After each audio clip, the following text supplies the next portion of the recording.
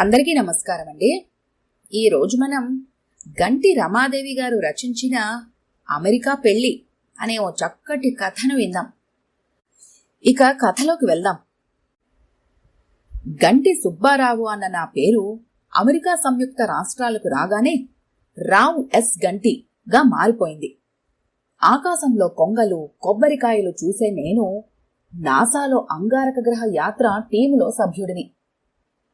అప్పనపల్లి పాక స్కూల్లో ఉన్నప్పుడు ఓరి వెధవా నువ్వు సుబ్బిగాడివా అనేవాళ్ళు. మామిడికుదురు హైస్కూల్లో చదువుతున్నప్పుడు సుబ్బయ్య స్కూల్కెళ్తున్నావా అని, విశాఖ ఆంధ్ర యూనివర్సిటీలో బీఎస్సీ చేస్తున్నప్పుడు మన సుబ్బయ్య విశాఖపట్నంలో గ్రాడ్యుయేట్ చదువుతున్నాడు అనేవారు. బెనారస్ హిందూ యూనివర్సిటీలో పోస్ట్ గ్రాడ్యుయేషన్ చేస్తున్నప్పుడు పీహెచ్డీకి మిన్నోపోలిస్ యూనివర్సిటీకి వెళ్ళినప్పుడు ఒరే కళ్ళు కాపాడట్లేదా, అబ్బాయి గారు వస్తున్నారు తప్పుకో ఎదవా అని నా మీద గౌరవాన్ని ఎదుటివాడి తిట్ల రూపంలో చూపించేవారు. అక్కడితో నా వాళ్లతో సంబంధం తెగిపోయింది. నా వాళ్ళు ఎర్రటి జేగురంగు పూసుకొని సుళ్ళు తిరుగుతూ పరుగులెత్తే పడుచు గోదారి, చల్లగా మెల్లగా తెల్లటి కొంగలతో పరుగులు తీసే మేఘమాలికలు, మారిన కాలంతో పాటు వచ్చే తుషార వీచికలు, ధవల వస్త్రం కట్టిన బుద్ధ సన్యాసినిల్లాంటి నిహారికా సముదాయాలు, చిక్కినా చక్కగా అందంగా ఉండే గోదావరి సైకత సానువులు, వగరు మామిడి పిందెలు, మండు టెండలు, మామిడి పళ్ళు, పనసపళ్ళు, పాక హోటల్లో ఉల్లిపాయ పెసరట్లు, విశాఖలో ఉన్న బెనారస్లో ఉన్న ఎప్పుడో ఒకసారి చూసుకునేవాడిని నా వాళ్లని. అమెరికాలో $1,000,000 ఇచ్చినా ఇవి దొరకవు. మార్స్ యాత్ర అనే ప్రాజెక్టు ఇప్పుడు నాసాలో నడుస్తూ ఉంది. చంద్రగ్రహణ యాత్ర తర్వాత మరో ప్రెస్టీజియస్ ప్రాజెక్ట్ ఇది. చంద్రుడి దగ్గరకు 4 రోజుల్లో వెళ్లగలం స్పేస్ క్రాఫ్ట్లో. అంగారక గ్రహం వెళ్లడానికి అదే వేగంతో 6 నెలలు పడుతుంది. అంటే వెళ్లి రావటానికి 1 సంవత్సరం. ఎంత శక్తివంతమైన రాకెట్ అయినా ఇంత అధిక మొత్తంలో ఇంధనం మోసుకుంటూ పోవడం అసాధ్యం. ఆ పరిశోధనలో ఉండగానే మా లీడర్ ఆఫ్ ది టీమ్ అన్నాడు, mister Ganti, when did you have last vacation? విపరీతంగా శ్రమించే అమెరికన్స్ కి వెకేషన్ అత్యవసరం. ఆఫీస్ టేబుల్ మీద తలపెట్టి నిద్రపోయే వాళ్ళకి అవసరం లేదు. నా వాళ్లని చూసి 5-6 ఏళ్లయింది. 2 ఏళ్ల క్రితం వెకేషన్కి ఇటలీ వెళ్ళాం. ఈసారి కోనసీమకు వెళితే? ఆ ఆలోచన రాగానే నా రక్తం ఉరుకులు పరుగులు పెట్టింది. అదే జన్మభూమి ఆకర్షణ. ఇంకో కారణం కూడా ఉంది. మా కావిగాడి కూతురు పెళ్లి పెదపట్నం లంకలో. అందర్నీ ఓసారి చూడొచ్చు. ఇంకో పెద్ద కారణం ఉంది, పెళ్లి కూతుర్ని చూడటం. ఎయిర్ ఇండియా విమానంలో డైరెక్ట్ టు హైదరాబాద్కు టిక్కెట్ తీసుకున్నాను. తొందరగానే దొరికింది. వేసవికాలపు రష్ ఇండియా నుంచి అమెరికాకిట. ఎయిర్ ఇండియా చూసిన తర్వాత అనవసరంగా విమర్శలొస్తున్నాయేమో అనిపించింది. మన వాళ్ళ ప్రవర్తనతో చిర్రెత్తుకొచ్చి విమాన సుందరులు అలా ప్రవర్తిస్తున్నారా? రాజమండ్రిలో దిగి 3 గంటల్లో మా వాడి ఊరు చేరుకున్నాను. పెళ్లి ఏర్పాట్లు చేసుకుంటున్నాడు కావిగాడు. కూతురింకా చిన్నదే. ఎందుకో పెళ్లికింత తొందర. మంచి సంబంధం. అబ్బాయి ఎల్ఐసిలో క్లర్కు. 70,000 కట్నం. డబ్బు ఖర్చైనా పిల్ల సుఖపడుతుంది అన్నాడు. నేను అని నిట్టూర్చి, ఒరే కావన్నా, నాకు ఓ పెళ్లి కూతురు కావాలరా. ఆ అమ్మాయి అమెరికా రావడానికి సిద్ధంగా ఉండాలి. డాక్టర్ గాని ఇంజనీర్ గాని అయి ఉండడం తప్పనిసరి అన్నాను. పెళ్లింకా 3 రోజులు వ్యవధుంది. ఈ లోపల 7 సంబంధాలు వచ్చాయి. ఎలా తెలిసిందో? ఒకరోజు 4 చూశాను, మర్నాడు 3. అమెరికా సంబంధం అనగానే అమెరికన్లా డ్రెస్ చేసుకోవాలని ఎవరు చెప్పారో? ఆ డ్రెస్ చూస్తే నాకే ఇబ్బందిగా ఉంది. లలిత, రాజేశ్వరి, మృదుల, వసంత, నాగమణి, మాధురి, కనకదుర్గ, సింధుజ వీళ్ళందరూ పెళ్లి కూతుళ్ళు. అందరిలోకి అందంలో లలిత, కనకదుర్గ, మాధురి ముందున్నారు. మాధురి అందంతో పాటు మొహంలో వర్చస్సు, తెలివితేటలు చూపించే కళ్ళు చూసి పరవశుణ్ణి అయిపోయాను. ఈ అమ్మాయి డాక్టరు ఇంజనీరు అయితే? కాని నాకు నిరాశ ఎదురైంది. స్వర్ణసీతల బంగారు ఛాయ, కోకిల లాంటి కంఠం, నల్లటి ఒత్తైన జడ, చిలకాకు పచ్చ పట్టుచీరలో వంగపండు రంగు జాకెట్లో మెరిసిపోతూ ఉంది. ఇలాంటి అమ్మాయి కావాలి. కాని మాధురి ఒట్టి బీఎస్సీ, అమలాపురం కాలేజీ ప్రోడక్ట్. కట్నం లేదని తెలియగానే ఇంకో 6 డజన్ సంబంధాలొచ్చాయి. డాక్టరు, ఇంజనీరు కండిషన్ వినగానే వెనక్కు తగ్గాయి. మా కావన్న కూతురు నీలాంబరి పెళ్లి ఘనంగా చేశాడు. చిత్రంలో చిత్రం. అది 5 రోజుల పెళ్లి. ఈ రోజుల్లో ఏమిట్రా ఇవన్నీ అంటే, ఏం చేయమంటావు సుబ్బారావు? పెళ్ళికొడుకు ముత్తాత ముచ్చటది అన్నాడు. పాపం, మా కావన్నను పీకి పాకం పెట్టడానికి 5 రోజుల పెళ్లి అని నాకు తర్వాత అర్థమైంది. అర్ధరాత్రి అంకమ్మ శివాలని రాత్రి 12 గంటలకు పెళ్ళికొడుకు ముత్తాతకి కాఫీ కావాలట. పాలు లేవు, ఉన్నవి తోడు పెట్టేశారు. కావన్న కంగారు పడుతుంటే అడిగాను. బ్లాక్ కాఫీ తాగుతాడేమో అడుగు అన్నాను. ఆ పక్కనే ఉన్నట్టున్నాడు ఆ ముసలాయన. మధ్యాహ్నం వన్నం సరిగా లేదు, ఇప్పుడు బిలాకు కాఫీ ఇస్తారట, బిలాకు కాఫీ అని దుమదుమలాడాడు. పెళ్లి కూతురు తండ్రి చెవిలో ఏదో ఊదింది. 10 నిమిషాల్లో కాఫీ కప్పుతో మా కావన్న వచ్చాడు. ముసలాయన తాగి, భేషుగ్గా ఉంది, రోజు ఇలా ఇచ్చి చావచ్చుగా అని విడిదికి వెళ్ళిపోయాడు. మర్నాడు మధ్యాహ్నం పెళ్లి కొడుకు పెదతండ్రికి ఆంధ్రమాత గోంగూర పచ్చడి ఫ్రెష్గా చేసి పెట్టాలిట. ప్రియా పచ్చళ్ళు ఆయన తినడట. ఆందోళనగా గాడిపొయ్యి వైపు బయలుదేరాడు కావన్న. నేను వెనకే వెళ్ళాను. మండు ఎండాకాలం, గోంగూర ఎక్కడి నుంచొస్తుంది? మేం చెయ్యలేం అని చేతులెత్తేశాడు వంటవాడు. అక్కడే ఉంది నీలాంబరి. తెల్లటి మధుపర్కాలు, కర్పూర దండలు, మల్లెపూల మాలతో కొత్త పెళ్లి కూతురు. నాన్నా, ఇటువంటి సమస్యలకు మన మాస్టర్ బ్రెయిన్ ఉండగా భయమెందుకు అంది. మధ్యాహ్నం భోజనాల్లో పెళ్లికొడుకు పినతండ్రి గోంగూర పచ్చడి అద్భుతమైన లొట్టలేసుకుంటూ తిన్నాడు. ఆఖరి రోజున నిజంగానే చిక్కుల్లో పడ్డాడు మావాడు. నీలాంబరి అత్తగారు కలర్ టీవీ, వీసీపీ అడిగింది. ఆయనకాడికి అప్పు చేశాడు ఈ పెళ్లి.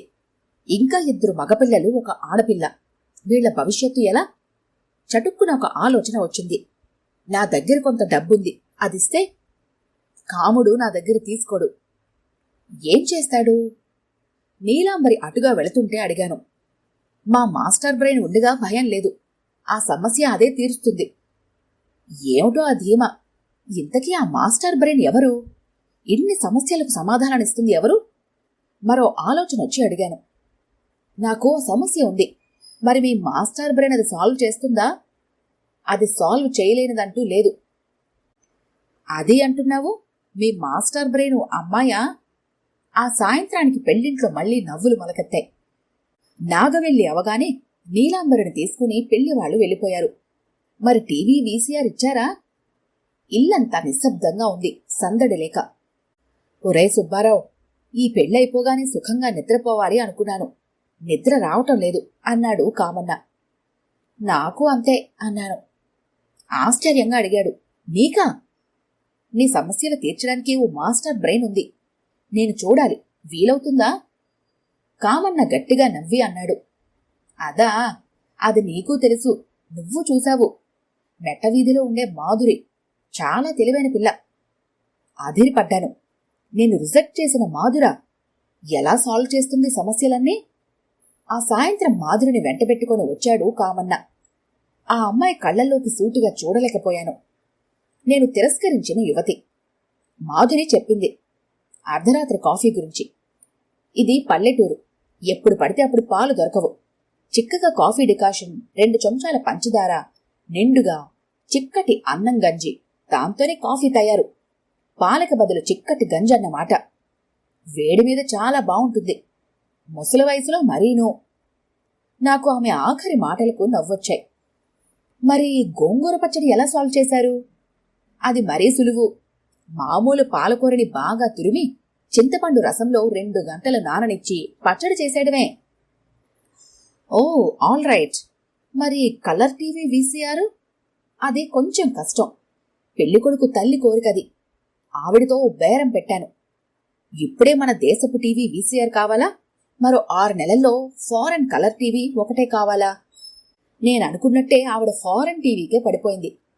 కామన్న బాబాయికి వీసీఆర్ ఖర్చు తప్పింది. 6 నెలల వ్యవధి దక్కింది. ఫారెన్ టీవీనా? 6 నెలల తర్వాతైనా ఫారెన్ టీవీ ఎలా ఇస్తారు? మీరున్నారుగా. నేను తేనంటే మన ఆర్థిక మంత్రి గారున్నారు, డ్యూటీ లేకుండా వస్తుంది 6 నెలల తర్వాత, అప్పుడు చూడొచ్చు. మాధురి అందం ఇప్పుడు నాకు కొత్తగా కనిపిస్తోంది. ఇది వరకు సానబెట్టిన వజ్రంలా ఉంది, ఇప్పుడు పసిమి బంగారంలో తాపడం చేసిన వజ్రంలా ఉంది. మాధురి, నాకు ఆ సమస్య ఉంది. నాసా అనే అంతరిక్ష పరిశోధన సంస్థ 2009 సంవత్సరంలో అంగారక గ్రహయాత్ర తలపెట్టాం. 6 నెలల ప్రయాణం, రాకెట్లు, తిరుగు ప్రయాణం మరో 6 నెలలు. ఇంత బరువు మోసుకెళ్లడం కుదరదు. నీ మాస్టర్ బ్రెయిన్లో దీనికేమైనా పరిష్కారం ఉందా? మాధురి మౌనంగా ఉండిపోయింది. నాకు తెలుసు, పల్లెటూరులో ఉండే ఆడపిల్లకి ఇలాంటి క్లిష్ట సమస్యలు పరిష్కారం సంగతటుంచి ముందు అర్థమే కావు. మాధురి చెప్పిన మాట విని షాక్ అయ్యాను. ఇంధనం, అంగారక గ్రహంలో వాతావరణం, మీరిప్పుడు అనుకుంటున్న ప్లాను అంతా వివరంగా చెప్పండి. నాకు అది ఛాలెంజింగ్గా అనిపించింది. గాడిపోయే సమస్య అనుకుంటుందా ఇది? అన్నీ వివరంగా రాసి మీ బాబాయ్ ద్వారా పంపిస్తాను. ఈ రోజు రాత్రి బస్సుకి తిరుపతి వెళ్తున్నాను. 4 రోజుల్లో వస్తాను. ఎవరిని అవమానించుకు, కించపరచుకు అన్న అమెరికన్ సామెత గుర్తుకొచ్చి సీరియస్గా చెప్పాను. మాధురి సీరియస్గా ఆలోచిస్తూ వెళ్ళిపోయింది. తిరుపతి నుంచి తిరిగొచ్చేసరికి నా తిరుగు ప్రయాణం తేదీ దగ్గర పడింది. హైదరాబాద్లో డాక్టర్ సంబంధాలున్నాయట. ఢిల్లీలో కొన్ని ఫోటోలు చూశాను. బాగా ముదిరిపోయారు. అయినా చూద్దాం అనుకున్నాను. పెళ్లిళ్ళు బిజినెస్ ట్రాన్సాక్షన్లా తయారయ్యాయి. మాధురిని సీరియస్గా తీసుకోలేదు కాబట్టి ఆ విషయం మర్చిపోయాను. కామన్న భార్య మీనాక్షి అంది, మాధురి వచ్చింది అని. అప్పుడు నేను ఆకాశంలోకి చూస్తున్నాను, ఆరు బయట మంచం మీద పడుకొని. ఇది క్లిష్టమైన సమస్య కాదు, కొంచెం సైన్స్ జ్ఞానం ఉండాలి. బేసిక్గా ఇది సహారా ఎడారి సమస్య లాంటిదే. ఎడారిలో చాలా రోజుల ప్రయాణం, ఆహారం, నీరు బాగా కావాలి. పూర్వపు అరబ్బులు ఈ యాత్రకు 2 ఒంటెలను తీసుకెళ్లేవారు. ఒంటె కడుపులో నీళ్లు ఎగరవు కదా.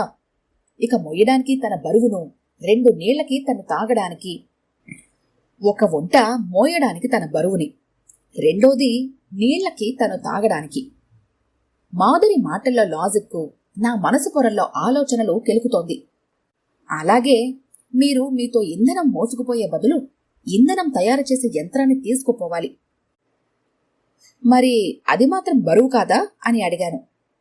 అందుకే సహారా ఎడారి ఉపమానం చెప్తాను. అంటే 2 రాకెట్లు, ఒకటి ఇంధనం తయారు చేసేది, ఒకటి మనుషులుండేది. వీలైతే యంత్రాలను ముందు పంపి ఆ తర్వాత మనుషులు వెళ్లొచ్చు. అప్పుడే ఓ నిర్ణయానికొచ్చాను. మాధురి డాక్టర్ గాని ఇంజనీర్ గాని కాదు, కానీ సమయస్ఫూర్తి, లోతుగా ఆలోచించే శక్తి ఉన్నాయి. ఇలాంటి అమ్మాయే కావాలి నాకు. మాధురియే నాకు కావలసిన అమ్మాయి. నాకంటే నాకు కాదండోయ్, మా వాడికి, మా అబ్బాయికి, మా అబ్బాయి గిరికి. మాధురియే నా కోడలు. మర్నాడే మాధురి తండ్రి గారికి కబురంపాను, మాధురిని మా వాడికి చేసుకుంటామని. జనవరిలో గాని గిరికి సెలవులు దొరకవు. అప్పుడే వివాహం. తిరిగి వెళ్లిన తర్వాత మా గిరి పేచీ పెట్టాడు, ఏ డాక్టర్నో ఇంజనీర్నో తెమ్మంటే ఒట్టి గ్రాడ్యుయేట్ని తెచ్చాను అని. నేను కూడా మాట్లాడకుండా ల్యాబొరేటరీకి వెళ్లిపోయాను, మాధురి చెప్పిన విషయం నెమరు వేసుకుంటూ, మా గిరి అబ్జెక్షన్స్ మర్చిపోతూ. అంగారక గ్రహంలో 95% బొగ్గు పులుసు వాయువు. ఇది హైడ్రోజన్తో కలిస్తే నీరు, మీథేన్ తయారవుతాయి. అంటే వట్టి హైడ్రోజన్ అక్కడికి తీసుకెళ్లి అక్కడున్న బొగ్గు పులుసు వాయువుతో సంధానం చేస్తే రాకెట్ ఇంధనం మీథేన్ దొరుకుతుంది. బై ప్రొడక్ట్ నీరు మనిషి అవసరాలను తీరుస్తుంది. హైడ్రోజన్ తేలిక, మనిషి వెళ్లడానికి ముందు పంపితే మీథేన్ తయారుగా ఉంటుంది. 6 నెలల తిరుగు ప్రయాణికి. Quite feasible. మా టీం లీడర్ ఆనందంగా, ఎమోషనల్గా చెప్పిన విషయాన్ని గిరికి చెప్తే పెదవి విరిచాడు. ఒరే బాబు, కావలసింది డిగ్రీ కాదురా, కామన్ సెన్స్. కోనసీమలో ఆ అమ్మాయి చెప్పిన సహారా ఎడారి సూత్రం ఆధారంగా మా ఇంధనం సమస్య తీరుతోంది. చూడు, ఈ అమ్మాయే అమెరికా వాళ్ల బుర్రకి పదును పెట్టింది. వెంటనే గిరి మాధురి ఫోటో చూశాడు. కెవ్వున అరిచాడు, wow, she's intelligent and beautiful, oh అంటూ. ఇంత తెలివైన పల్లెటూరు పిల్ల మా ఇంటి కోడలవుతుందంటే అంతకన్నా ఆనందమేముంది అంటూ హాయిగా నెట్టూర్చాను. ఈ కథ కనుక మీకు నచ్చినట్లయితే లైక్ చేయండి, షేర్ చేయండి. మరిన్ని ఇంట్రెస్టింగ్ కథల కోసం మా ఛానల్ని తప్పకుండా సబ్స్క్రైబ్ చేసుకోండి.